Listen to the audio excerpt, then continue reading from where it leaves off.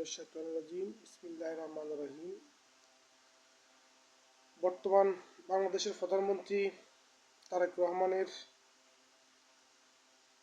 নেতৃত্বে মন্ত্রিপরিষদ, বিভাগ এবং সচিব মহোদয়গণ বাংলাদেশ অবকাঠামো উন্নয়নের জন্য ওনারা পরিশ্রম করে যাচ্ছেন এবং এমপি মহোদয়রা এবং বিরোধী দলের নেতারাও পরিশ্রম করতে দেখা যায়।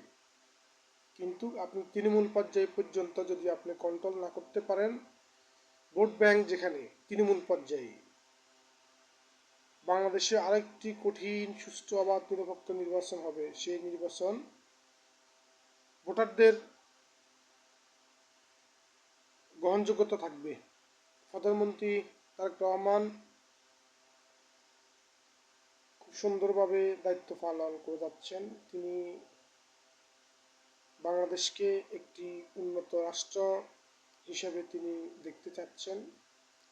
তিনি একটি প্রশংসনীয় উদ্যোগ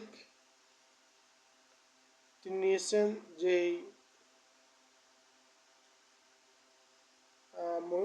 মহিলাদের জন্য, মেয়েদের জন্য আলাদা বাস, আলাদা ড্রাইভার, আলাদা কন্ডাক্টর অলরেডি ঢাকাতে চালু হয়েছে, আস্তে আস্তে সারা বাংলাদেশে চালু হবে। এবং দর্শনের যাবজ্জীবন কারাদণ্ড, নবম শ্রেণী ছাত্রীকে দর্শনের যাবজ্জীবন কারাদণ্ডের ঘটনাও আমরা আইন হয়ে গেছে বা বিচারক রায় দিয়েছে। এতে করে এবং রামিসা যে মামলা, সেটারও রায় হয়েছে, কার্যকর হবে।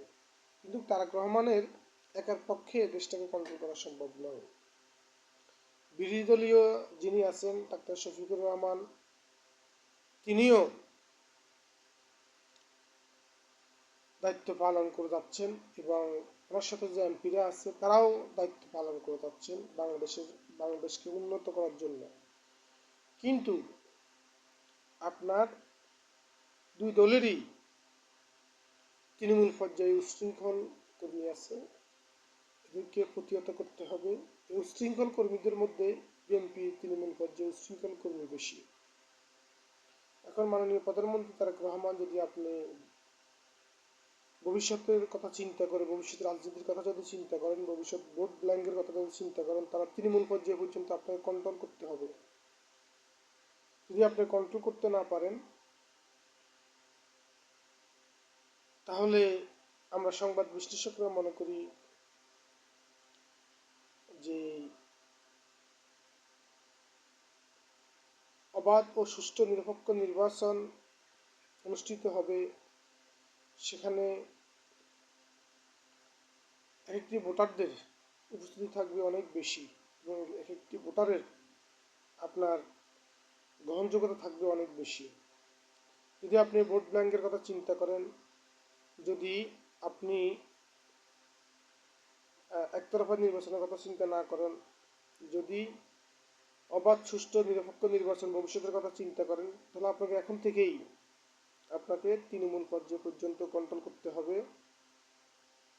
এবং ছাত্রদলের মধ্যে কারা এই যে আপনার টাকার বিনিময়ে পদ পদবি কিনছে, এদেরকে বহিষ্কার করতে হবে। এরা ভাইরাস, যারা